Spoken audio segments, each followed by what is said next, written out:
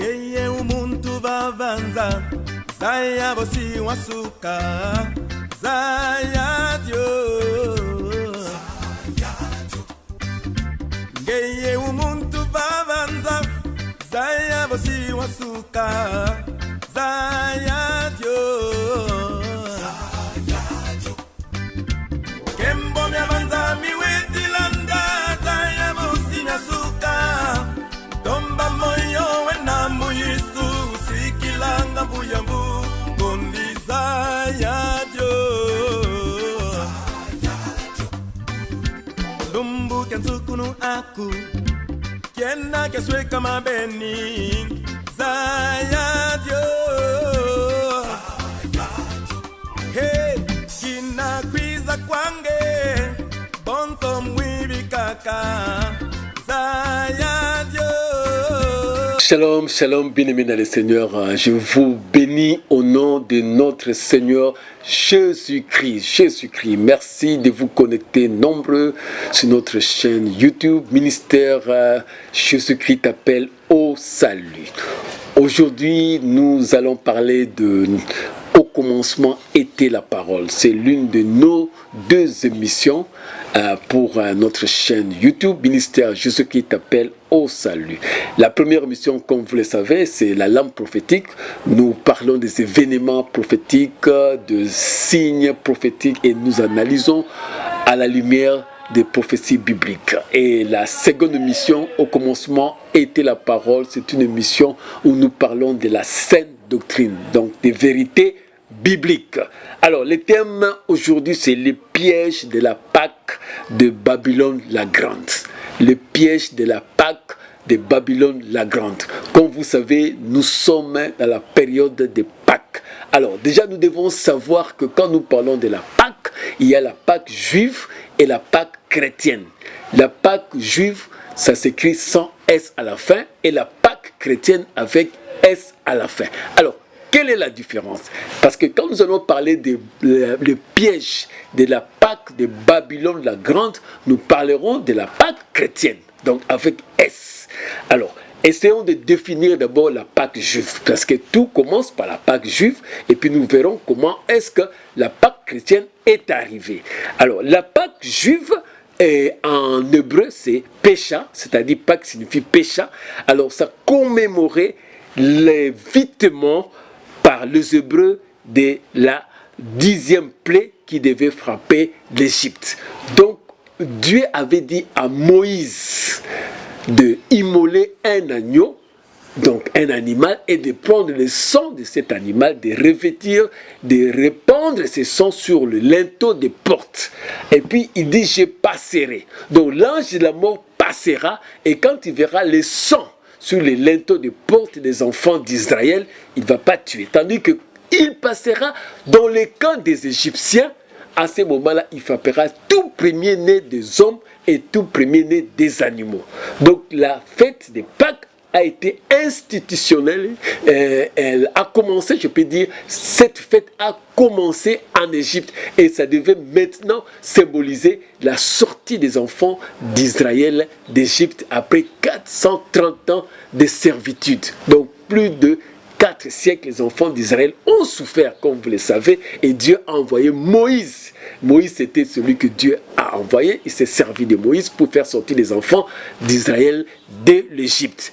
Et la fête des Pâques, c'est parmi les 7 fêtes prophétiques. Quand vous lisez dans Lévitique chapitre 23, à partir du verset 1er jusqu'au verset 37, on nous parle de 7 fêtes prophétiques. La première fête de l'Éternel, c'est la fête des Pâques. Après la Pâque, il y a la fête qu'on appelle des pains sans levain, et puis la fête des prémices. Ces 3 fêtes-là, ça s'est passé pendant une semaine. C'est pourquoi souvent on appelait la fête de la semaine, donc pendant une semaine.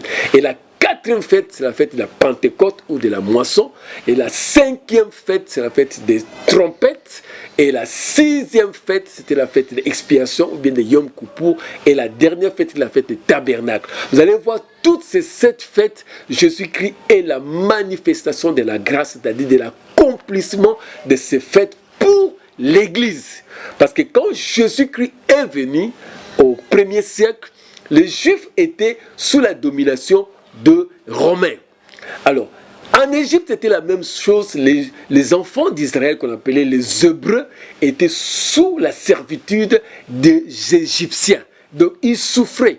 Ils devaient faire des corvées, faire des grands travaux, construire des pyramides comme nous les savons. Et puis, chaque fois, leurs punitions étaient augmentées toujours 10 fois, 30 fois, parce qu'on les faisait souffrir. Jusqu'à ce que le pharaon avait décidé de tuer tout enfant mâle qui va naître, il faut le tuer déjà. Il a envoyé des matrones, c'est-à-dire des accoucheuses égyptiennes, pour aller, dès que vous voyez un enfant mâle chez les femmes des Hébreux, tuez-les. Et Moïse a eu la vie sauve, parce que la Bible dit, sa maman Jochebed, quand elle a vu que cet enfant était né, c'était un enfant beau, il n'a pas voulu que cet enfant puisse mourir. Elle a pris cet enfant, elle est allée cacher cet enfant pendant quelques jours à la maison, et puis après sur le fleuve Nil. Nous savons comment Dieu avait protégé Moïse jusqu'à ce que Moïse a été récupéré par la fille de Pharaon qui n'avait pas d'enfant, et il avait pris Moïse comme son propre enfant. Alors la sortie des enfants d'Israël en Égypte, c'était la sortie des servitudes. Remarquez très bien comment la venue de Jésus-Christ et Moïse, ce sont des choses comme des typologies. C'est-à-dire Moïse, c'est la typologie de Christ, parce que Christ c'est lui la manifestation, Christ c'est lui la réalisation, Christ c'est l'accomplissement des saluts. Alors quand Christ va venir, il va trouver la même chose, les enfants d'Israël étant sous la servitude de Romains. Et comme ils sont sous la servitude des Romains, les enfants d'Israël attendaient quoi? Qu'il y ait un libérateur, un Messie issu de la postérité de David, de roi David, pour venir les libérer du joug de Romains. Et quand Jésus-Christ est venu, tout le monde s'attendait que ce sera un Messie politique, un libérateur politique. Mais il n'avait pas compris. Et vous allez voir que le piège, c'est-à-dire que les Juifs, les chefs de religieux, avait tendu à Jésus-Christ, c'est le même piège qu'il y a en ces temps de la fin que nous allons parler. Donc, nous pouvons dire que la Pâque juive commémore l'évitement par les Hébreux de la 10e plaie et leur libération de l'Égypte. La 10e plaie, c'était, on devait tuer chaque premier-né dans les familles égyptiennes et des animaux. Maintenant, la Pâque chrétienne, avec S à la fin, commémore les derniers jours de la vie de Jésus-Christ, sa passion, sa mort et sa résurrection. Alors quand nous lisons dans 1 Corinthiens chapitre 5 verset 7, l'apôtre Paul nous dit que Christ est notre Pâque immolée. Donc c'est Christ représente cet agneau qui est la Pâque. Maintenant le pain sans levain, c'est la mort de Jésus-Christ, parce que le pain sans levain, c'est-à-dire un pain qui n'a pas de péché. Parce que les levains représentaient le péché, représentaient l'hypocrisie. C'est pourquoi Jésus disait, faites attention aux levains des pharisiens. Donc ce que les pharisiens avaient ajouté, la tradition, ils avaient ajouté à la parole de Dieu beaucoup de choses, et que ce n'était plus la parole de Dieu. Mais Christ est celui le pain sans levain. Donc c'est la mort de Jésus-Christ. Or Christ est mort sans péché. La Bible dit c'était un agneau parfait, sans défaut, quand vous lisez dans Lévitique. Un agneau sans défaut qui devait être sacrifié pour nos péchés. Et maintenant, prémisse, c'est la résurrection de Jésus-Christ. Parce que Christ étant la prémisse de tous les gens qui sont ressuscités, c'est en Christ que nous avons un nouveau corps. Vous allez voir que Lazare est mort, il est ressuscité, mais avec son corps qu'il avait avant sa mort. Mais Christ, quand il est ressuscité, il a eu un corps glorieux. Donc c'était un corps différent d'avec le corps de Lazare quand Lazare était ressuscité. Donc c'est tellement différent. C'est pourquoi on dit que Christ est le prémisse de tous ceux qui sont morts et qui sont ressuscités. Donc c'est pourquoi on l'a appelé prémisse. Alors maintenant, voyons voir quels sont ces deux pièges que la grande Babylone a mis devant les chrétiens évangéliques au temps de la fin. Donc quand nous parlons de la grande Babylone, Babylone c'est la fausse religion, c'est un système de la fausse religion qui est comme le levain des pharisiens, qui a ajouté à la parole de Dieu des traditions des hommes et des doctrines des démons, comme la Bible dit dans Timothée. Sache qu'au temps de la fin, le temps de la fin, les gens seront égoïstes, les temps seront difficiles, les gens aimeront maintenant attendre ce qu'ils veulent et ils changeront la parole de Dieu et ils auront des doctrines des démons. Alors maintenant, comment est-ce que ces pièges-là vont se manifester? Prenons d'abord les premiers pièges. Avant de voir les premiers pièges, moi j'aimerais d'abord qu'on puisse voir quelle est la vérité biblique que la Pâque nous a donnée. La vérité biblique. Et puis nous allons parler de deux pièges. Alors, commençons par la vérité, la première vérité biblique de la Pâque. Alors, la première vérité, on nous dit ceci. La mort et la résurrection de Jésus-Christ est le point d'aboutissement du plan de rédemption préparé depuis Genèse chapitre 3 verset 15. C'est ce que beaucoup de gens disent. Genèse 3, 15, c'est l'évangile dans l'Ancien Testament. C'est-à-dire Dieu déjà avait préparé comment sauver l'homme. Alors, maintenant, la mort de Jésus-Christ, sa résurrection, c'est comme un repoint, un aboutissement où si tu veux avoir la vie éternelle, Jean chapitre 3 verset 16, il faut passer par la mort, par Jésus-Christ, parce que Christ étant mort pour nous, il nous a donné la vie éternelle. La Bible dit dans Jean 3, 16, Dieu a tant aimé le monde qu'il a donné son Fils unique pour que quiconque croit en lui ne périsse point, mais qu'il ait la vie éternelle. Donc c'est en Jésus-Christ maintenant que nous avons, c'est l'accomplissement de la vie éternelle. Alors que dans l'Ancien Testament, vous allez voir, Dieu avait dit à Adam, le jour que tu mangeras le fruit de l'arbre de la connaissance du bien, tu mourras. Donc le jour qu'il a mangé, il est mort spirituellement. La mort physique est venue après. Maintenant, pour que l'homme soit racheté, parce que l'homme était séparé de Dieu, il fallait que le sang, ou bien un autre homme pur, sans tâche, sans péché, puisse venir. Oh, il n'y en a pas eu. C'est pourquoi Dieu est venu par son Fils Jésus-Christ pour mourir à la croix pour nous. Et maintenant accomplir, c'est-à-dire racheter l'homme qui était sous la malédiction, sous le jugement de la condamnation à mort. C'est pourquoi on dit ça, c'est la première vérité de la mort et résurrection de Jésus-Christ. Beaucoup de prophètes sont morts, mais ils n'ont pas changé le monde.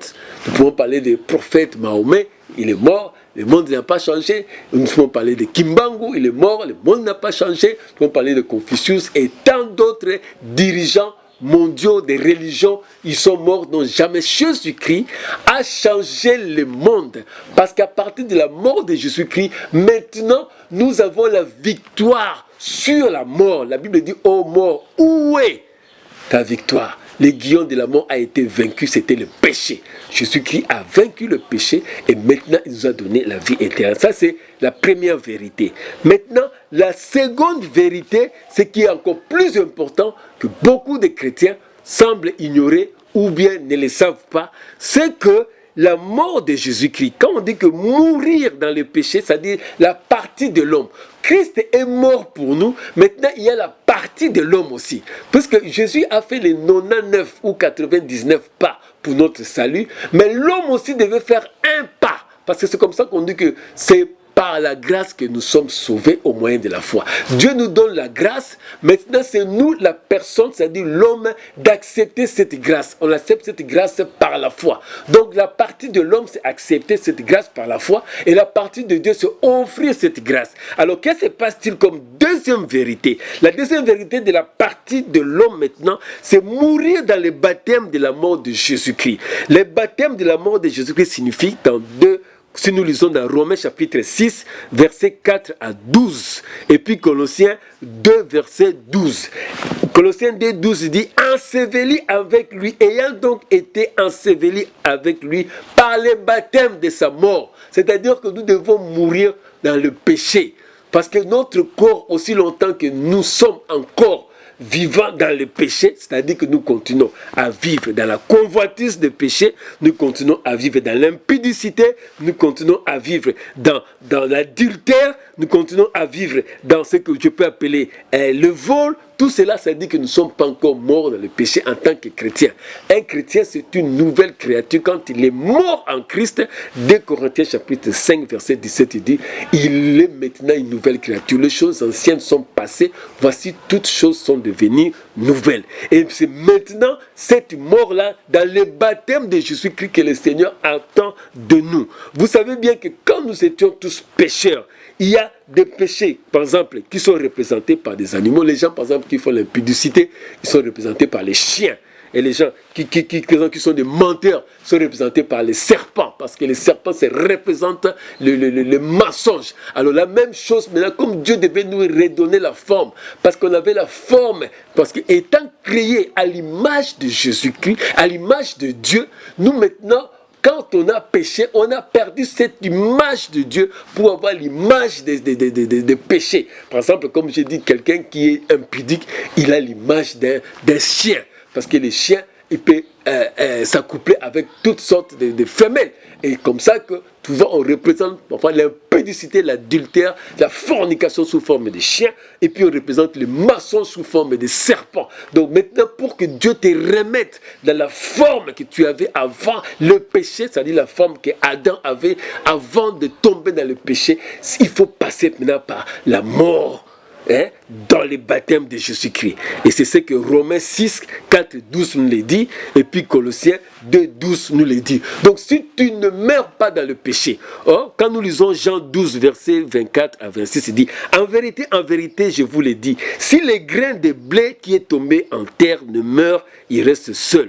Mais s'il meurt, il porte beaucoup de fruits, et celui qui aime sa vie la perdra, et celui qui hait sa vie dans ce monde la conservera pour la vie éternelle.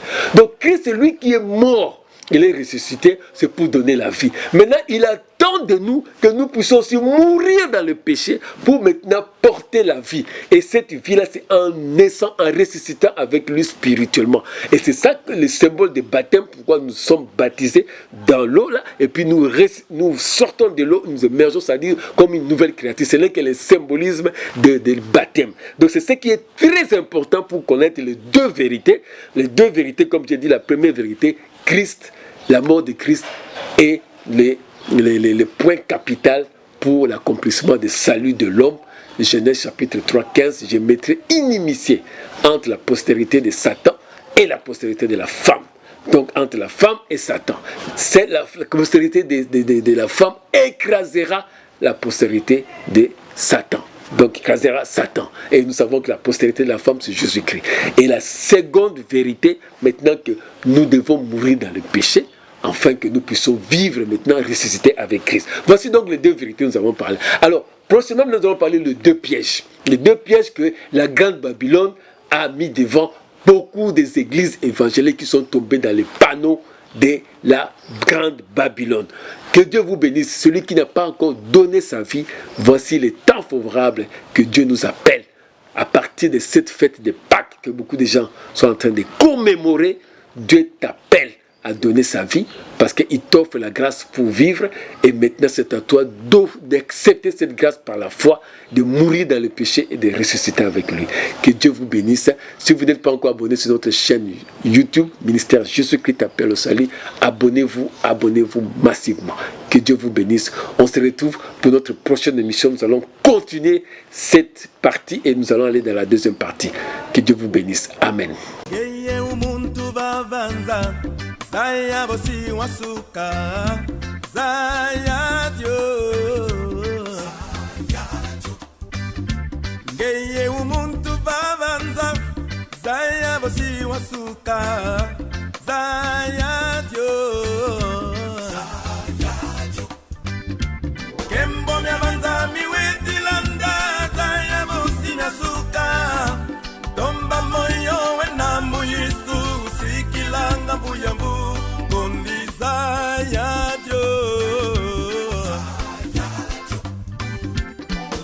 Kensukunu aku Kiena keswe kama beni Zaya Dios Hey, kina kwiza kwange Bonto mwibi kaka Zaya Dios